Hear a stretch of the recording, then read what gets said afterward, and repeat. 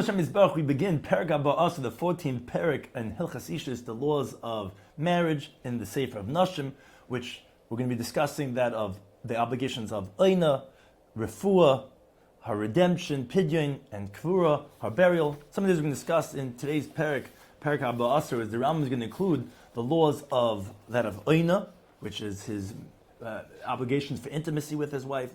If she could stop him from actually leaving Beisoy, from leaving the house, because she wants to spend more time with him, the laws of Tamidei Chachamim, who they could go out and learn Torah.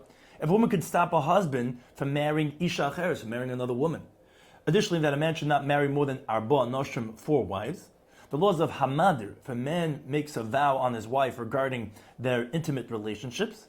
The laws of Meredis, if the woman is a rebellious woman, or Mered if he is rebellious regarding the relationship. And finally, regarding the laws of Pidyoina, the obligation to redeem her if she was taken into captivity, and Kvurasa regarding her burial. So begin the Halacha Aleph, where the Rambam opens up with the consistency and the obligation of Eina, of the man's obligation to be intimate with his wife. Says the Rambam, Eina Hamur B'Torah. This that the Torah tells us there's an obligation to have intimacy with his wife. L'chol ish ve'ish, every single man, is kifi koiche, according to his vigor, or kifi malach, and according to the job that he has. This is Rambam Ketzad, how so? So we're going to see, which this was, like we said, it says in the Torah that there's 3 obligations that are mentioned, sheiksus v'oina, which is the time that he has to be intimate with his wife. It depends on the person, and depends what his job is. B'nei Adam habriyim, for example, healthy people, v'rakim, and they're pampered, v'anugim, and they're indulged, meaning they're very delicate people, she'en lehem malacha. They don't do work that weakens them. They eat and they drink and they sit at home. So he has strength and he's available. So he has to be intimate with his wife every single night. Now, and the workers, for example, the tailors, the weavers, those who work in construction, and things like that, which they work hard. So if their job was in this city, so that then their obligation to be intimate with their wife are twice a week. Now, if they have to work out of town, then their marital obligation for intimacy is once a week. Now, hachamorim, those who are the donkey drivers, where they go and they transport food to the marketplaces in the cities, so b'machas b'Shabbos, he has an obligation of only once a week. The hagamolim and the camel drivers, which camels go at a greater distance, they're transporting for greater distances, like a trucker. Well, it's once in 30 days because their job requires more investment at a greater distance.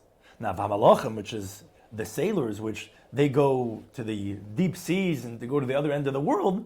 So again, they're not as available. Their obligation is once every 6 months. Now, Talmudic scholars, their obligation is once a week. Because why is it only once a week? Because learning Torah weakens their strength. And the Rambam says the custom of the Talmudic scholars is the shamash mitasam leila Shabbos to have marital intimacy from Friday night to every Friday night, which is a night of delight and resting and pleasure of the body. Which there's Einig Shabbos and there's Kavod Shabbos, so therefore, and they're able to rest. So that's the night of having marital intimacy. Halacha base. Yesh leisha. Moreover, so the Rambam follows up on this like this. So depending on his job, it's going to make a difference how much strength he has and how much time he has and availability. So yesh leisha la'akav abala. So the Rambam says a woman could stop her husband that it shouldn't go on the business trip. Rather, it should just only go at a short distance. So that it shouldn't hold back from her marital intimacy. He could only go out with her permission, because if he leaves, he's not available for her, which he has to give her intimacy at those times. She could also stop him from leaving a certain job. Which we said, depending on the job, the intervals of them being intimate is closer. She could stop him from going to malacha, from going to a job that's going to make their times for intimacy at a greater distance. Could go in chamar, for example, let's say a donkey driver. Shabigish lost his gamel. He's going up, he's getting a promotion, he's becoming the camel driver, he's driving cars up until now he gets to drive a truck and he's going at greater distance. A gamel lost his malach, or a camel driver, which now he becomes a sailor. So although the second job is going to be paying more, but as the Gemara famously tells us in Ksubas, a woman would prefer a small amount, but spending time with her husband, than getting 10 times that amount and not having time to spend with her husband. So therefore she could stop him from taking that better paying job so they could be intimate more often. However, there's an exception. Talmudic scholars, Yitzlam Talmud Torah, they could go to learn Torah, Shalibishas Nishasem, without their wife's permission, Shtein v'Shal 2 or 3 years. And even though those who are delicate and pampered, which we said their intimacy is every single night, Shanasa Talmud Chacham, where if he becomes a Talmud Chacham, the wife cannot stop him, even though he's going to be away and it's only going to be once a week. It doesn't make a difference for learning Torah that he's allowed to do. Now, Halacha Gimel. Related to these ideas, a person can marry many women, even 100 women, whether at the same time, whether in consecutive times. His wife cannot stop him from marrying other women. Now, obviously, after what's known as Chem Derabin Gershom, where it's forbidden to marry a second wife, that would even be if the first one agrees, this halacha would not be applicable. But according to a basic biblical law, that a man can marry as many wives as he wants to, now, that is, but there's a prerequisite. As we're discussing over here in the previous parakim, he has an obligation to give, and it has to be that he's able to provide for every single one enough food, clothing, and marital intimacy for each and every one, which is an obligation that he has for each and every one. Now, but additionally, although he can marry many wives, but he cannot force them to live in this compound that he's making in one courtyard, all his wives together in this development. No, rather, each and every one gets to live in their own area. You can't force a woman to have this jealous co-wife to be in the same neighborhood as her. Now, halacha dalt. So how much marital intimacy is he going to give to all these wives? So says the Rambam, lefi minyan, it goes according to the amount of wives that he has. Kate said, how so? Because the Rambam explains this actually in relation to the man, the qualifications, not necessarily regarding the woman. So his obligation is the same. Now it's just going to be divided amongst the amount of wives that he has. So Kate said, Poyel, so let's say there's a worker where he works in the city, and therefore his marital intimacy, his oina is twice a week. So he had 2 wives, so this one wife gets once a week. The other one also gets only once a week. Because although she's losing out, instead of twice a week, only once a week, but since the custom is that he can marry other wives, it says if he stipulated he's going to take other wives, and he's only going to have to give her according to the ratio of however many wives he has. Let's say he had 4 wives. So it comes out each and every one's time is pamachas b'shtei shabbos, is once every 2 weeks. Because, as the Prisha explains in Shulchan Aruch, the oina that the sages established was not for one woman. It was that this man should not do less for the obligation of being intimate, less than the amount that they set. So it goes in relation to him. And however many wives, it gets divided. But his obligation always remains the same. So when there's 4 wives, and it was twice a week, now it's going to be, each one's going to get once every 2 weeks.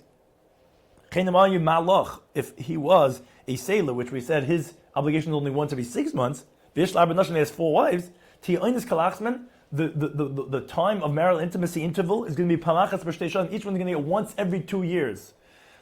So therefore, since, as we're explaining, the oina obligation is according to the amount of wives that he has, so the sages commanded, as we brought in the Gemara in Yevamis, a person should not marry, again, if his custom is like a Talmud Chacham, which the obligation is once a week, should not marry Yisrael Abba Nashim, more than 4 wives. Because even they has much money, and that he can provide for them, but so that they at least get marital intimacy once a month, which is only going to be, if you have 4, if you have more than 4, you're not going to have even once a month. So that's a minimum of once a month that the woman has to have at least intimate that way. So therefore, it should only be 4 wives. Now, obviously, if he's from the delicate ones who don't work and they every single night they have an obligation of intimacy, so then he would be able to have more than 4 wives. They're talking about where if it's only once a week, like a Talmud Chacham, then they shouldn't marry more than 4 wives. Halacha hey. Now the Rambam moves on to other related ideas regarding marital intimacy, regarding the obligation to be discreet regarding marital intimacy. Halacha, which that opens up to this topic of hamadir. Hamadir is ishtay. If a man takes a vow on his wife, which we had explained in the previous parak, how is it possible he can't take a vow on her? But we explained there where if he's going to go ahead and tell her she's forbidden to have benefit from all his things if she doesn't do what he's saying, that's so to speak like making her obligated in his vow. But be that as it may, he takes a vow on his wife, that she should tell others what she told him. What he told her. What he told her. Or what she told him. One of them said something to the other one. And he said, I'm taking a vow you're going to be forbidden everything unless you tell this other person. Medivri schait v'kalas reish. From this type of lightheadedness and frivolity, shemedaba adam mishtal iskatashmish, that man and the woman talk about in a sexual, intimate nature, and he says, you better tell this other person that. He has to divorce her and give her a ksuba document. She cannot have the audacity to tell other people different things that it's embarrassing. These are holy things, but it's embarrassing, disgraceful to go and talk about those things of intimacy to other people. So too, if he made her on this vow, that she should make sure to do things during intimacy, that she shouldn't become pregnant, or like other girsayos actually have the words that she should invert. Meaning she should make sure that the semen comes out of her and that she should not be able to conceive. Let's say he made her take a vow, he vowed her that she should do something foolish, something idiotic. And there's no substance to it, rather it's like retarded. So he has to divorce her, has to give her the ksuba. Again, a husband, and Rambam's bringing this into the concept because it came into the idea about regarding to being discreet and regarding marital intimacy. And this person is taking a vow that she has to go ahead and do things that are embarrassing, so then he has the obligation to divorce her and to pay for her ksuba. Now, continuing on this topic of oina, the Rambam in Halacha Vav moves on to regarding when one of the partners holds back their being intimate with the partner. Hamadres ishtay. Let's say a man takes a vow on his wife. Mitash meshamita shabbos achas. He swears we're not having intimacy for 1 week. So mamtinle. So then we wait for him that maybe he's going to be mater his neder, because every single woman becomes a nida and she's not allowed to be with her husband for 7 days, which that's the minimum of days of nida. Which actually the Karban Salam points out that actually in today's times, where no woman generally is permitted unless after 12 days, because you have to have the 5 days before the 7 days, then actually you could say maybe we wouldn't force until the 12 days pass. But since this is something that every woman experiences, even though he's doing it based on a neder, so you wait that amount of time, which is basic halacha is 7 days. Now, yes, Rakain, but if he took a neder that they're not going to be intimate even more than a week, he has to divorce her and give her the ksuba, or he has to go ahead and be mater, permit his neder. Now, Rambam points out a chiddush. Even if he was a sailor, which anyway his obligation only once every 6 months, but Shekim and Shenadar, once he took a vow, even for more than just a week, he's paining her. And she's giving up hope of ever being intimate, because without the neder, so she was thinking about her husband that maybe he'll come up earlier. Maybe, who knows, maybe he'll get off from early leave. But the moment he took a neder, it's like as if she's not waiting for her husband anymore. And as the famous Gemara says in Ksubas, you can't compare someone that has pas basal and someone that does not have pas basal. You can always have the hope, if you have bread in the basket, that, when I want to, I'll be able to get, maybe it's going to happen. But here it's like, there's no hope, because he took a neder. And therefore, even though it would not be for 6 months, if he took a neder more than a week, he has to go and divorce her and give her ksuba. Now, it says the Rambam, V'kitzim adira. How does this conversation of this halach even start? How could he go ahead and take a neder on her to say that they're not going to have tashmish? Because as Rambam explains, if he tells her, Tashmishi asar alaych, my marital intimacy is forbidden on you. Let's say he swore, I'm not going to go ahead and be together with you this week. Has not taken a vow. It's not a valid vow that way. And because the neder is making something forbidden, and he can't make on her forbidden something that's for her. And if it's regarding like the case that we said that he swore, I swear I'm not going to have tashmish amita, nishbal hashav. He swore in vain. Because he's actually indebted to her biblically, like it says, and a vow or an oath that cannot go ahead and remove that shibud. So it's an oath in vain. So you'll get an isser for that. But the point is, it's not taking effect. So what is this halacha even talking about? So Amalam, the case we have this Toma where he tells her, Hanos tashmishech, the pleasure of your intimacy with me, asur alai, is forbidden on me.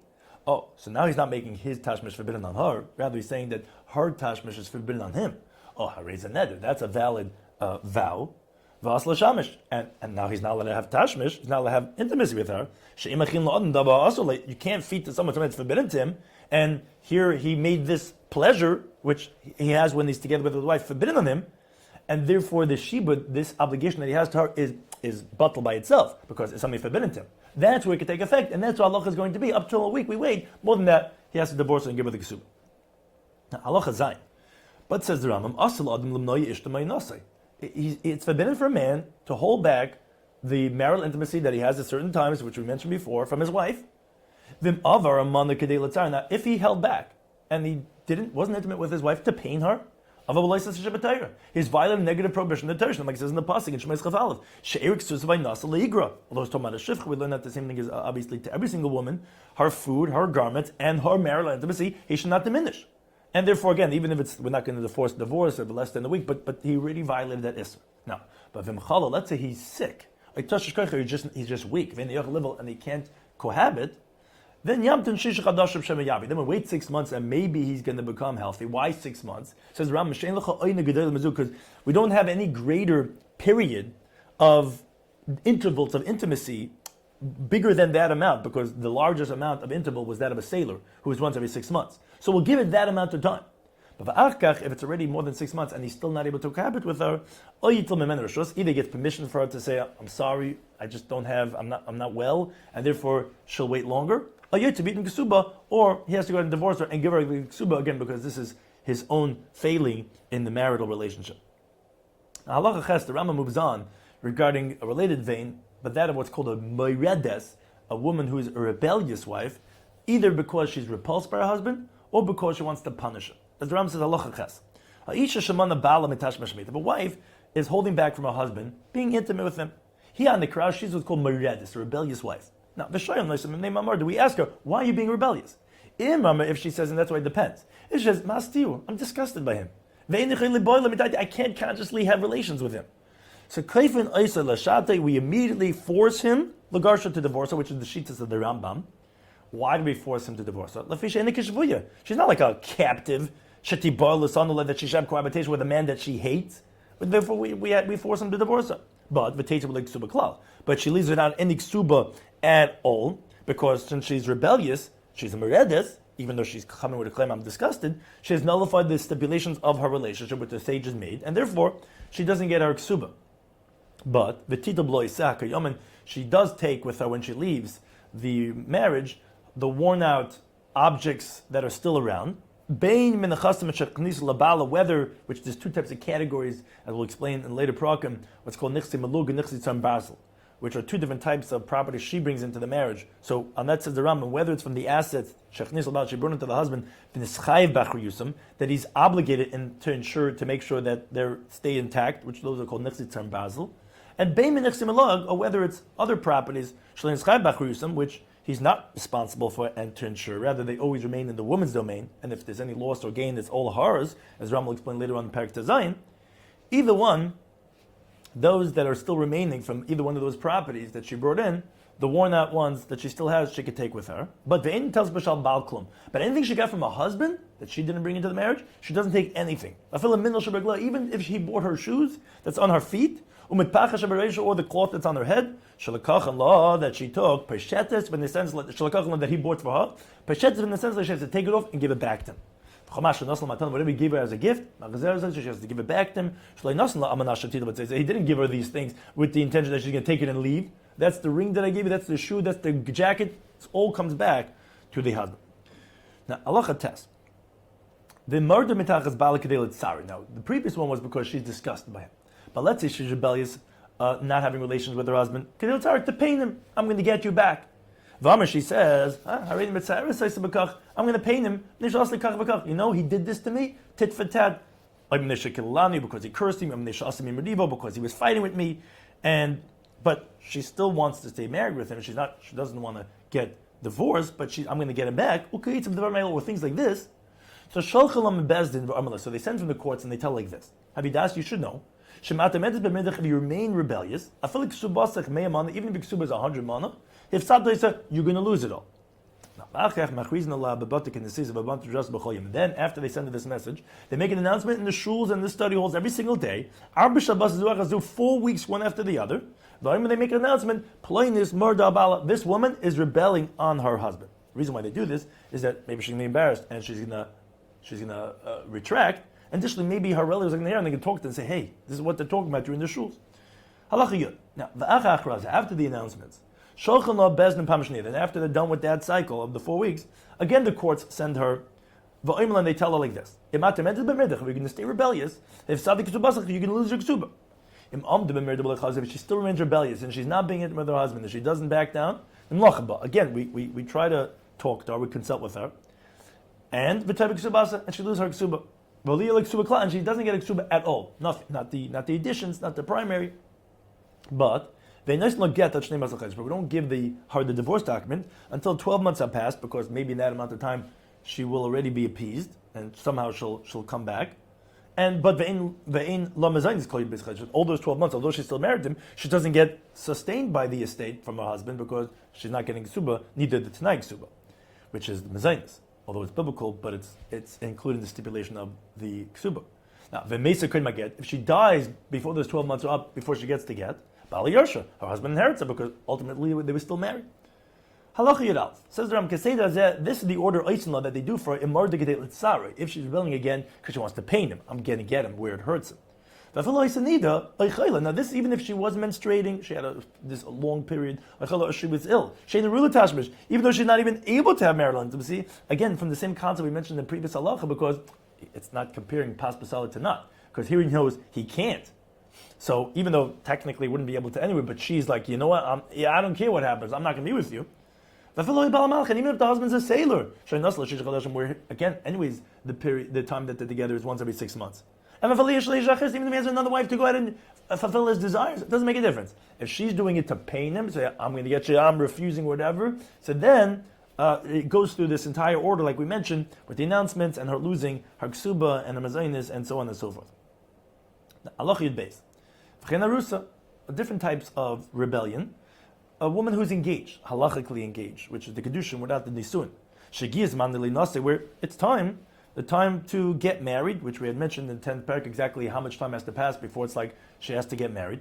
But a marda, but she's rebelling to pain him, they got in some type of spat or whatever as they were engaged. But like this is like, I'm not getting married. So essentially, she's rebelling from intimacy. So it's the same thing as the previous halacha, so she loses her ksuba if she already had a document of ksuba just from when they were engaged. Let's say a yavama. She doesn't want to do yibum with her brother-in-law to pain him because they got in some fight, whatever. Again, this is the Shittas Rambam. You go through the same order that we said before, which ultimately she's going to lose her ksuba. Halacha Yud Gimel. So this rebellious woman, so which we said the ultimate thing is after 12 months she's going to leave without a ksuba. She has to give everything back that's the husband's. Now, but regarding property that she brought in to the marriage, and he was responsible for insuring them, and the remnants are still around, so now it depends regarding this case, what the halach is. If she's holding on to them, then we don't take it away from her. But if the husband happens to be holding on to it now, we don't take it away from him. Where this is, again, if she was rebelling to pain him. In contrast, the first case, when she's rebelling because she's like, I'm disgusted by him, not the pain, I'm disgusted by him, where there actually she would take her properties, her own, which she brought into the marriage, from her husband, the fact that he's holding on to it wouldn't help. But here, where she's doing it in a more derogatory way to pain him, then if she has it already, then she keeps it, but if he has it, she can't take it away from him. Also, whatever is lost from her assets, which the husband accepted responsibility insurance for, it's the same thing like what he's holding on to, which if you want to collect from him, which let's say some of the properties which normally he would be responsible in Nichtzitz and Basel, he doesn't have to pay anything at all. But that's again regarding Nichtzitz and Basel. But regarding Nichtzitz Melug, which is in our property, and there was not a value in the Ksub at all, she doesn't lose anything, and even what the husband has, she could take it away because that's totally hers, not his at all. But regarding Nichtzitz and Basel, which he has some rights to, he just responds for insurance. If it got lost, he does not have to compensate because Zehu did not Talmud B'Meredis. This is the law of the Talmud Bavli, the Gemara, regarding the rebellious woman, which in the case of Letzarai, when it's the Nechasim that she brought in, Nichtzitz and Basel, if she has it, she keeps it. If he has it, he doesn't have to, and so too if it got lost, he doesn't have to compensate. But Halacha Yidal says the Rambam, but Amar Go'im, that was according to the Talmud. But the Go'inim, which is post-Talmud, before the days of the Rambam, that period called the Go'inim, so there are Go'inim that say, Sheish Lem B'Bavel, that they have in Bavel, in Babylon, Minhagas Acheres B'Meredis, other customs regarding what you do regarding the rebellious woman. But says the Rambam, but those customs have not been disseminated and spread throughout the majority of the Jewish people. And there are many and great ones that disagree with those Go'inim in an abundance of places. And rather, says the Rambam, therefore it's appropriate to rather keep the way we, as we mentioned before, according to the law of the Talmud, and to educate her according to that process of the Meredis. Now, in Halakha Tezvav, the Rambam moves on to the male version, Hamayrid al Ishtoi. If a man rebels against his wife, and he says, okay, look, says, I'll provide and I'll give sustenance for my wife. And the reason why the Rambam is saying that is because if he would say he's not giving her food, so the Rambam already said in Perikid Beis that we force him to feed her, and if not, he has to divorce her. But he says, I'll feed her, but I'm not going to have intimacy with her. I hate her. So here we're going the other way around. He has to add an increase to her ksuba. Mishkal sheish or shleishim sa'ir shel a weight of 36 barley corns of silver b'chol Shabbos b'Shabbos. Every single week that he is refraining from her, he has to add on that amount to her ksuba. Now, v'yesha b'lo yishamish, so they could stay like that and not have intimacy, as long as she wants to stay in the marriage. Because if she didn't want, then we would force him to divorce her and give her ksuba. But as long as she's okay, her ksuba dollar amount keeps on going up. Now, the Rambam explains, I just want you to know, although he keeps on increasing the value of her ksuba, and she's gaining it that way, he continues to violate a negative prohibition, like it says in the Pasuk in Shemais, which we mentioned, lo yigra. It says, he cannot diminish the amount of a marital intimacy. So although he's compensating her, so to speak, he's still violating this negative prohibition. As the Rambam explains, if he hates her, let him send her away. Honest, but to afflict her and to hold back intimacy, that's us, that's for them. Now, so why doesn't he get lashes for this? Because there's no action, it's a passive violation. But it is a violation of a negative prohibition. Now the Halacha Design continues, what do you do if, let's say, there's claims and counterclaims regarding this marital intimacy, which we said you're not allowed to hold back, but each one is saying something else. And this is something that's private that we don't know what's going on. So Halacha Design says the Ram, Ish v'Ishta Shebol Bezdin. So the husband and wife, they come to the court, they come to the Rabbanim. He says, this wife of mine, she's rebellious, she doesn't want to have intimacy. She says, no, loy, I'm just like every single woman in the ways of intimacy with my husband. And let's say it's the other way around. She comes and she claims and she says, my husband doesn't want to be intimate with me. Loy says, loy, it's not true. I'm with her like every single man. So he says, she says.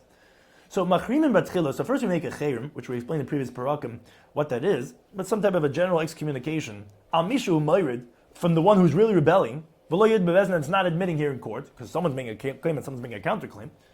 Now after that chayrim, which might scare them because there's a certain halachic process to the chayrim, but still no one comes forth and admits that they're the guilty party. So we tell them, okay, hisyacht b'fnei edim. Go in private, seclude in a room in front of witnesses. Now, as we can explain, they can only be secluded. The witnesses can't actually see what's going on, but seclude in front of witnesses.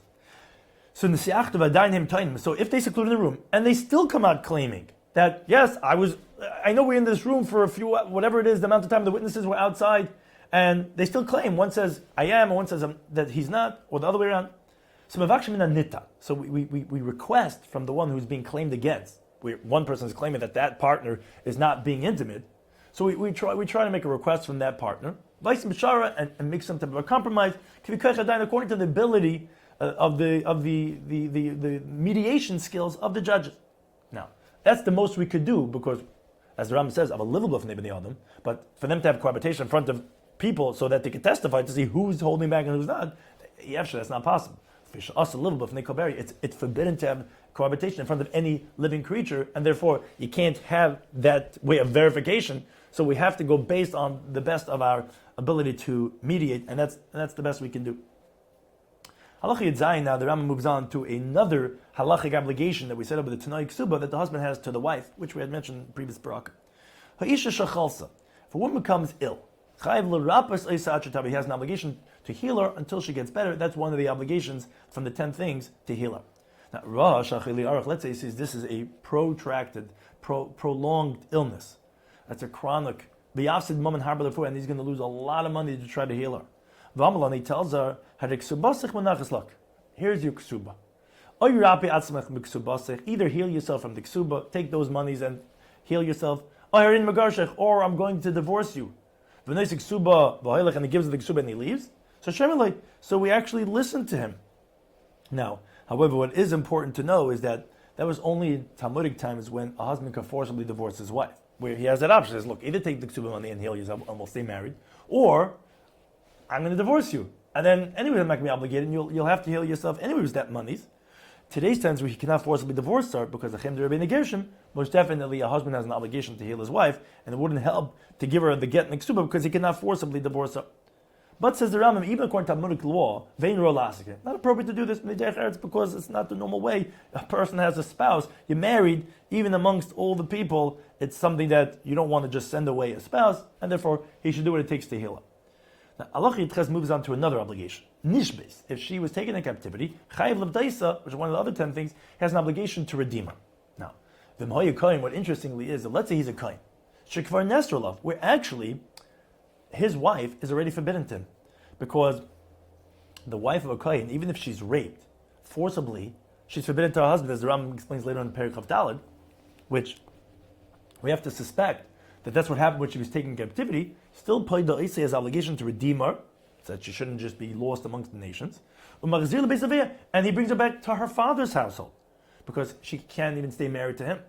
And even if it was another city, he has to be involved in redeeming her until he brings her back to her country. And he divorces her, and is to give her whole ksuba, because that was an obligation that he made to redeem her. Now, Val Yisrael, if her husband was a non-kohen, where a captive woman, if she was raped, she's still permitted to her husband, and he just takes her back as a wife as she always was.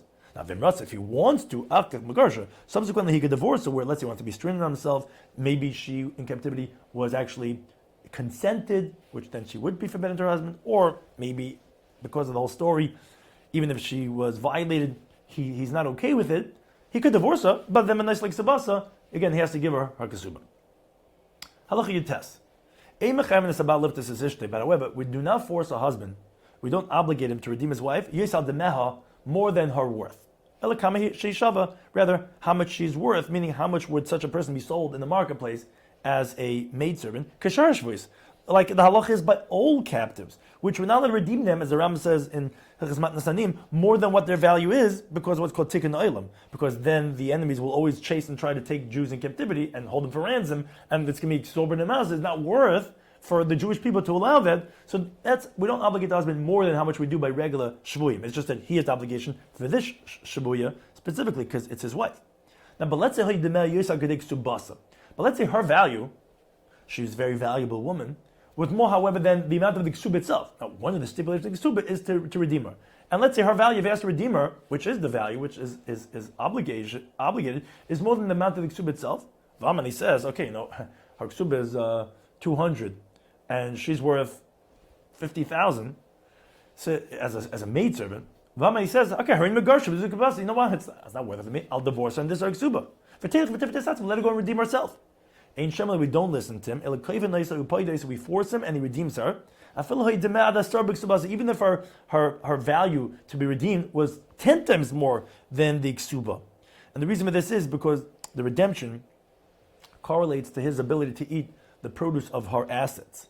And she did not receive all the compensation of all the payers that he ate up until this time. So therefore, even if it was 10 times the amount, he still has to redeem her. In contrast, by refuah, which that's included in mezainis, so all time she's receiving her sustenance, and if he could tell her his iksuba and heal yourself, as we said previously, halacha yadzayin. That's why that's the difference between healing and where he could just give her the iksuba and let her go, in contrast to redeeming, where no, he has to redeem her even up until 10 times the amount of her iksuba. But even if the only money he has is the amount that he's going to use for redemption, he has to go ahead and redeem her. But says the Rambam, when do we say this? Is only if it's the first time he's taking her as captive. But if he redeemed her, and she would take captivity a second time, but he wants to divorce her, he's a megarsha and there's ksuba, so he could divorce her and give her the ksuba, and she'll have to redeem herself, because the whole stipulation of the courts was only for one time and not for two times. Halacha chaf. Let's say his wife was taken as captivity, and he's overseas on some trip. So Bezdin Yerden L'chasav, so the courts go down to his properties, which is the halacha by every Tanai Bezdin, that the ksuba is obligated in that. and they sell it with first making announcements to get the top dollar for it. And they redeem her just like the husband would have to redeem her. Halacha chafalf. Hamadras ishtoi. Now, if someone took a vow on his wife, neder a vow, shulchai beglal legarsha, that he would have to go ahead because of that vow to divorce her, which we mentioned in the examples previously. Velit niksuba, and he would have to give her ksuba, for example, those that we mentioned in the previous parak. V'nishbes acha shadir. Now, she was taken in captivity after he had already taken the vow, although she still married him, in the chayv l'b'tayis. He does not have to redeem her. Shemeshah shadir, from the moment that he took the vow, nischayv l'garsha, he already had the obligation of divorcing her and giving her ksuba. So therefore, it's not really appropriate to say the stipulation of the court in the ksuba, which is im tishtabi, if you're going to take in captivity, aftech v'achzircha li'isha, I'm going to take you back and redeem you to be as a wife, because you already has the obligation to divorce her. So the t'nai of the ksuba is not there anymore, and therefore he could just give her the ksuba and divorce her. Halach of base. Ha'isha shoysa asur al ba'al mesur lavan. Let's say, and these are all different variations and exceptions to the law of redeeming the captive wife, if the woman, his wife, was forbidden, asur al ba'al was forbidden on her husband, mesur lavan, because of a negative prohibition. For example, amal l'kohen gadol, gush l'kohen hedyot, that there's a biblical prohibition of a negative prohibition of them being married, the nishbis, and she was taken captivity, ein l'chayv l'v'dais, he does not have to redeem her.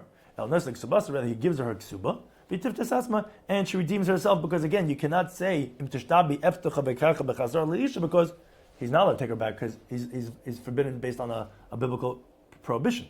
But then the Rambam asks a question. He says, but a woman who was taken in captivity, as we mentioned before, is forbidden to a kohen, and he has to redeem her, even though he can't take her back.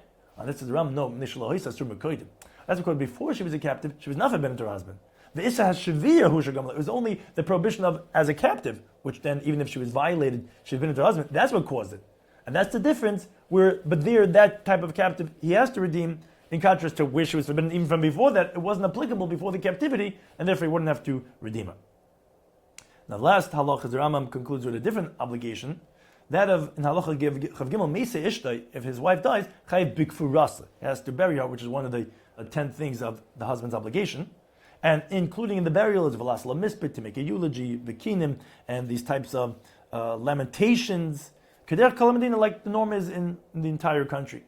And even if he's from the poor of the Jewish people, he can't do anything less. Mishnei Chalilin, at least 2 flutes, and this woman that would lament words of eulogy. Now, if he's a wealthy person, again, everything is go according to his dignity. Now, so he would have to obviously do a more enhanced funeral. Now, let's say she comes from higher status than his family, than him, then he has to bury her according to her status. Because the halacha is a woman gets elevated when she gets married to her husband. She does not go down in status, even for after her death. So therefore, if her family has nobility or whatever it is, he has to do it according to their status and not just according to his. Now, halacha of Daled. Let's say the husband did not want to bury his wife. It's disgrace. So somebody else on his own gets up and buries her.